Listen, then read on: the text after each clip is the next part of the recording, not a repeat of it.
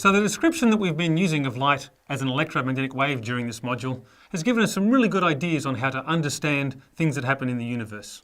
We've looked at the ray approximation for image formation. We've looked at some wave-like properties for things like anti-reflection coatings.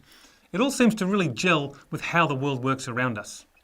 But that's the important thing about physics. It has to describe the world as we see it, not the world as we would like it. And a few things started happening in experiments just over 100 years ago that made us have to change some of the ways we think. A few experiments were done at that time that didn't seem to make sense in terms of light as an electromagnetic wave. One of those experiments is called the photoelectric effect, and it involves shining light onto a polished metal surface. Under certain conditions, the light falling on the metal surface makes electrons emit from the surface. The electrons are absorbing the energy from the light and being ejected from the surface. And we call those photoelectrons.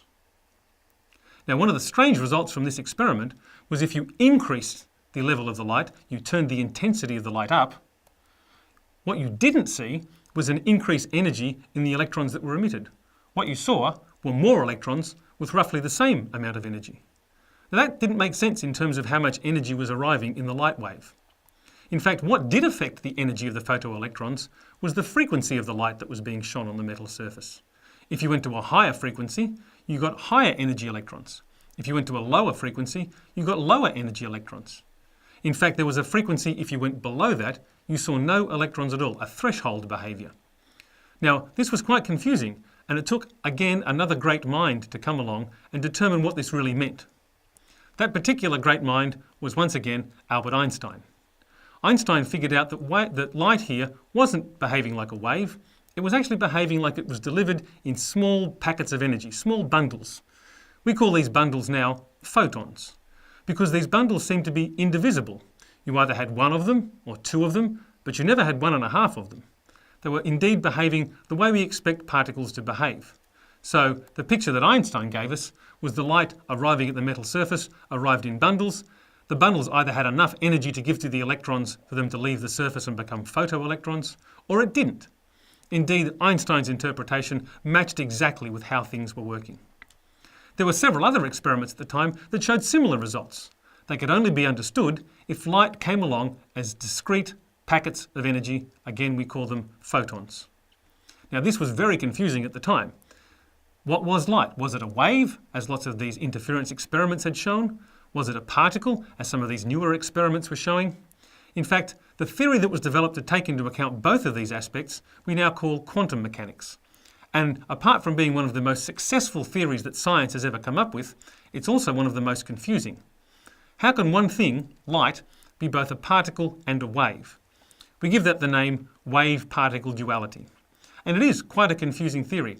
Again, this is a basic physics subject. We're not going to go into the details, but I encourage you to read further on it. It really is fascinating. It does, however, make us have to change how we look at some things.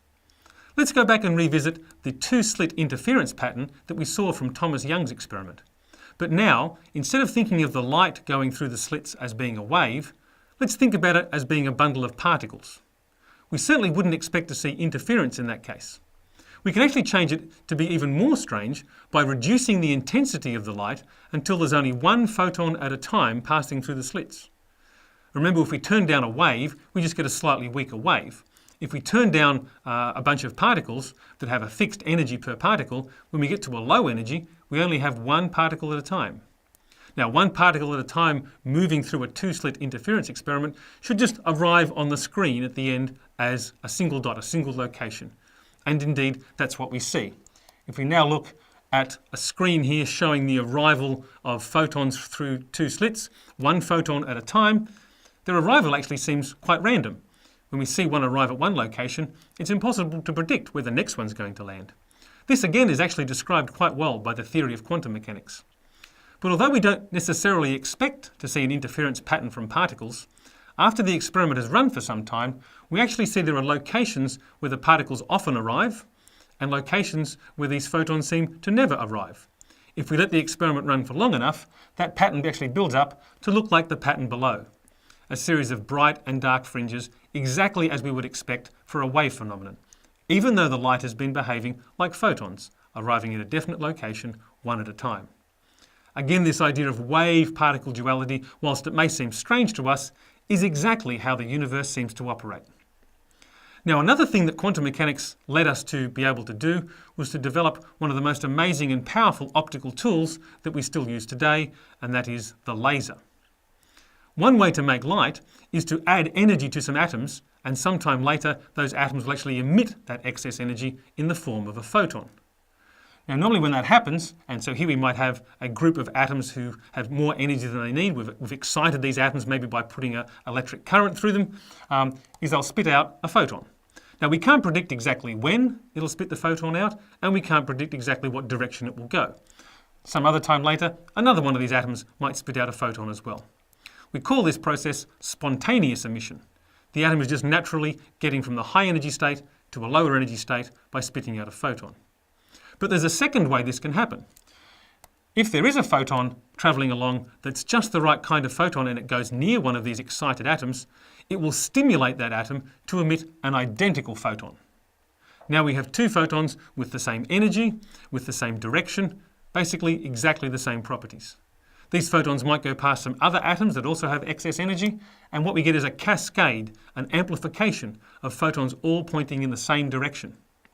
Now, we can't really control what direction that is, but we do know that all the photons will have the same direction. One way to enhance this process is to put some mirrors around this sample of atoms.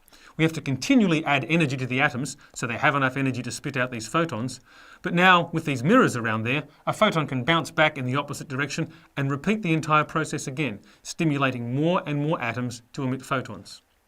So this amplification process is what we call a laser. And that's actually an acronym that stands for Light Amplification by Stimulated Emission of Radiation.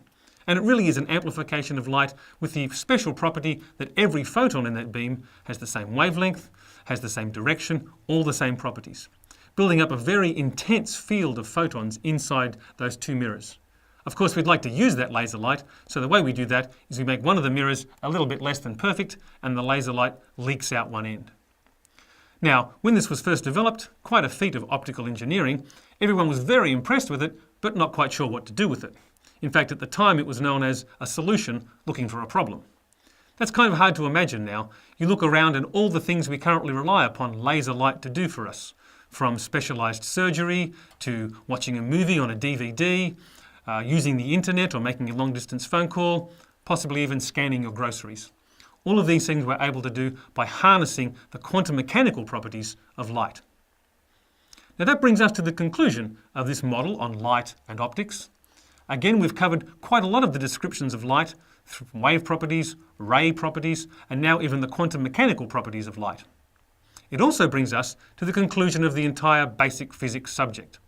We've covered a lot of material from motion, sound and waves, electricity and magnetism, and now we've just finished on light. We've covered some really amazing things, and I hope you've enjoyed the discussions on the forum, and I hope it's encouraged you to read more and possibly even study more for physics.